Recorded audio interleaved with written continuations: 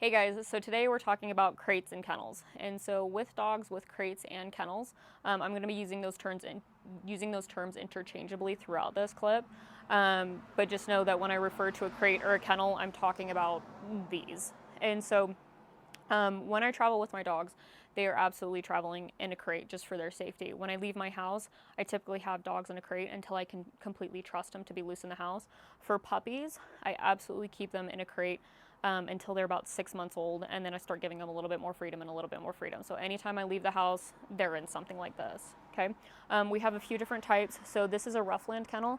This is one of my favorite types of kennels. You don't have to get it in pink. My favorite color is pink, so I bought it in pink.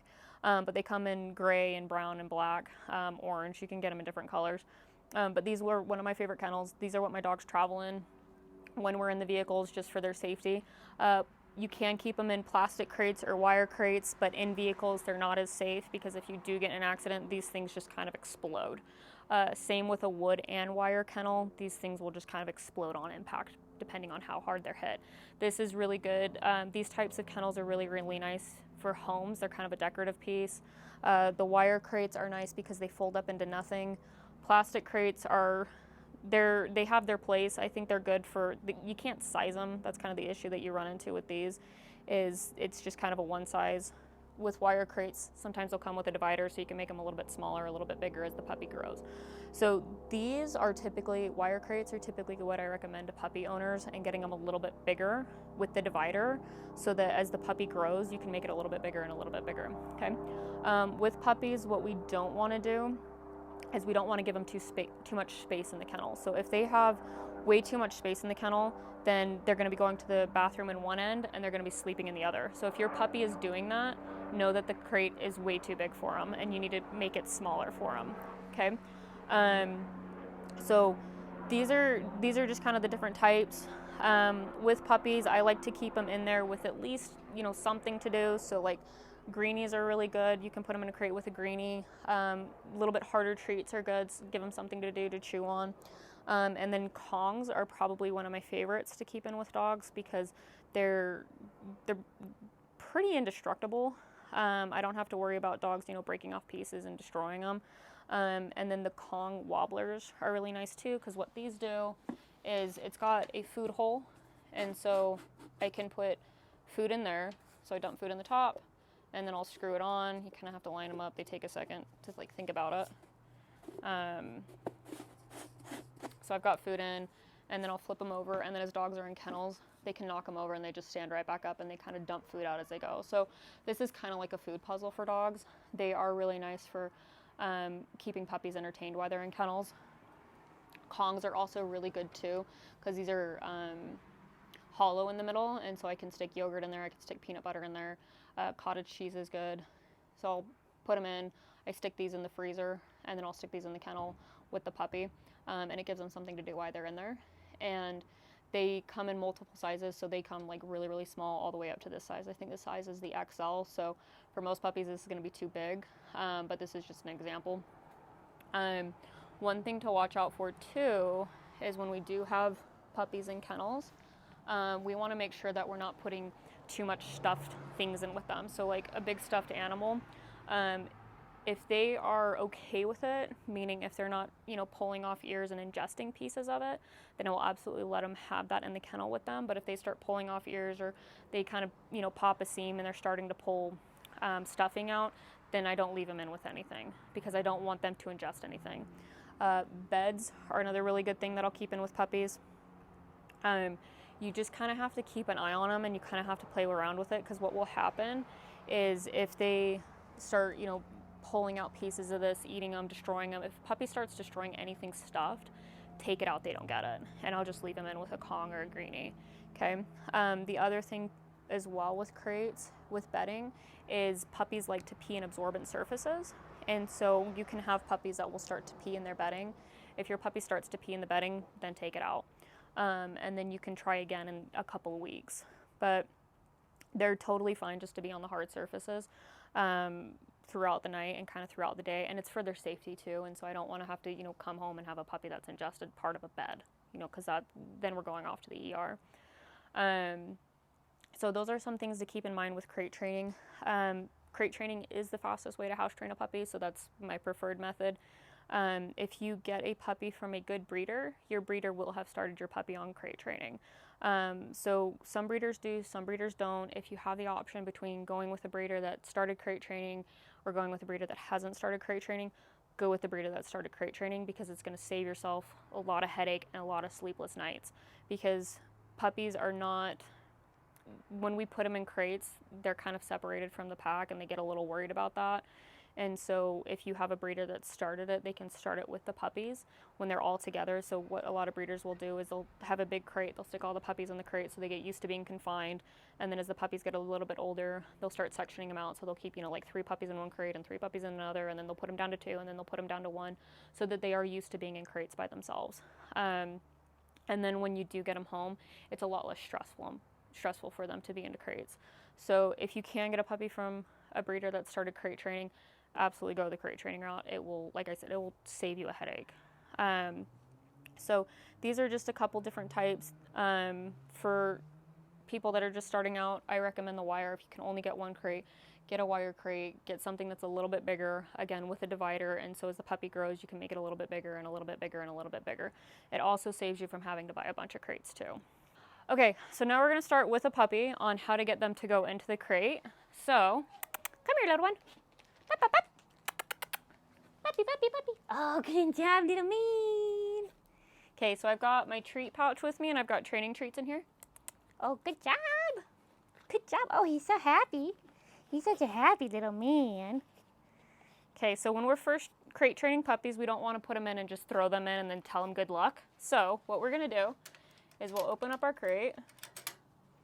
My fingers are a little slimy from puppy licks. So, puppy, puppy, puppy, hey, come here. Oh, what a good little man. Oh, really? Tell me about it. So I've got treats right here. I'll just kind of guide him in with the treats. He says, oh, it's different. I was a little scared. Oh, good job. Good. So this is where luring comes in handy, because this is why he's following my hand. So I'll have him go all the way in. He says, I was not sure. Puppy, puppy, puppy. Oh, good job. You want to follow that in? Maybe you'll follow that in. Oh, there we go. There we go. Good job. So I'll give him his treat. And right now I'm not going to close the door yet, because that's going to be too much for him. And then when I'm ready, he's going to eat his toy first. Good job! What a good little man! Good job! So excited! So we'll go a couple more times. Can you go, Kennel? Yes! Good boy! Good job! Free? Good job, buddy. So remember, with the kennel, we always make sure that we want to tell them free before they come out. Okay? So I'll go again. Kennel. Yes!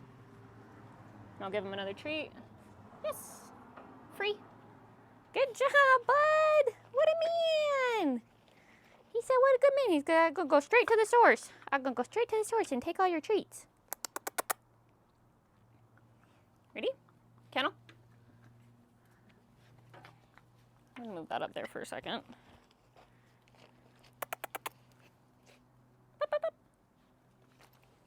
So I can still smell it on you, lady. Where'd you put it? Yes!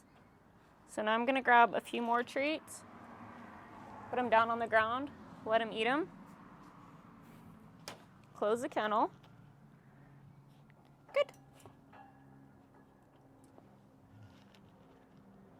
Yes. Nope. Yes.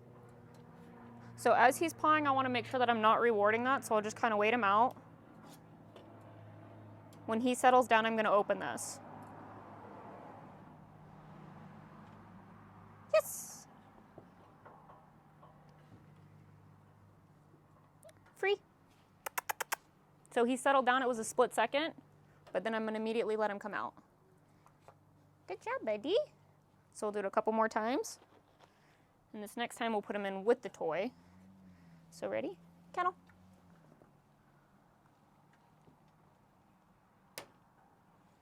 And then we'll make it fun for him. So one thing with puppies that helps quite a bit is if we put toys in there with them for something to do. So we want to make sure that it's a toy that they're okay to have unsupervised. This is where The Kongs come in handy because I don't have to worry about a dog, you know, breaking off pieces or ingesting these. So these are great in kennels. The other thing that's really good too is the Kong wobblers. And so this has the heavy base, so the dogs can knock it over and food will spill out. So these are also really, really good in kennels because it keeps them entertained. Greenies are another really good one. I just want to make sure that I'm not putting him in there with anything that, like if it's a stuffed toy or bedding, if he starts ripping at the bedding or a stuffed toy, they start ripping them apart, then we worry about them ingesting pieces, and so we don't do any of that with them. So this is a really good thing to keep in there with him. Keeps him entertained, keeps him happy, keeps him from having a meltdown. And then when they're nice and calm too, so he's pawing, I'm not going to let him out. He's settled down a little bit. Free. Up, up, up. There we go, good job. And so that's how we'll start getting our puppy used to the crate, is we'll just kind of let them go in and out, in and out. When I first get puppies, every time they get fed, if I've got to do a meal for them, then they're going to get fed in the crate so that they create a positive association with it. Good job, Eddie. You're doing so good. Yes, you are. Because we never want the crate to be something scary for them. So it's just always this fun thing that they can go in and out of. It's not the end of the world. It's not, I'm going to go lock you in it. Okay, good luck, bye. It's just, hey, you can come out. You can come out. You can go in. It's totally fine. It's a happy, fun place, and it basically just turns into like their bedroom that they like going into. Dogs that are really well crate trained, what they'll do is if they're feeling overwhelmed in like social situations, so if you have a lot of people come over to the house and if the dog is feeling overwhelmed, what happens after a time is they're like, okay, I'm done, and they'll just go put themselves in the crate and they'll just go lay down. So that's ideally what we want the crate to be. It's just this place where they know that they can go relax and it's not scary for them. Good job, buddy. You want to go on a couple more? He said, no, I'm going straight to the source. I smell him in there. You're holding out on me, lady. Ready? Up, up, up. Good job. Ready? Kennel. Good job, buddy. And this, oh, very good boy. Free. And this will build up over time. So this isn't going to be just an overnight process. And it's normal for puppies to cry in here when you first get them because it's a new environment. And so we absolutely do expect puppies to have a little bit of a crying fit for the first, couple of days. What we don't want is we don't want it carrying on for a really, really long time. So if we make sure that we have something fun in there for them. And then we'll, oh, we're going right for the food. He said we're going right for the food because we're a little punk, huh? But you're very cute. You're a very cute little man. And so we'll make sure that it's a happy, fun place. And then if they are crying, the biggest thing is we want to make sure that we're not letting them out when they're in the middle of crying. Because if we let them out while they're crying, they learn, oh, if I cry, I get out of my kennel. So we just kind of wait them out. It's like a baby in a crib. We just kind of wait them out. And as soon as they calm down, they're either going to fall asleep or they're going to settle down. And as soon as they settle down, then we can let them out. But we want to make sure that they're always calm before they come out so that they learn that the crate is a calm place.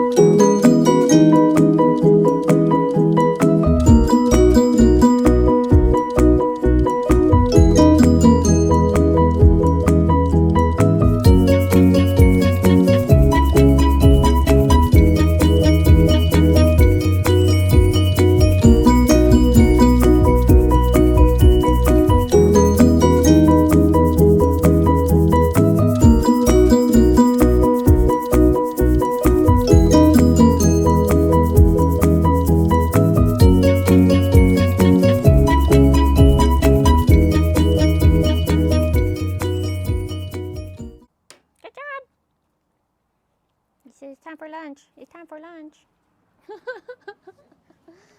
Come on, man. You did so good. Yeah, you did so good. You did so good. You did so good. Yes, you did. Yes, you did. Do it for the gram. Come here. Pup, pup, pup. Do it for the gram.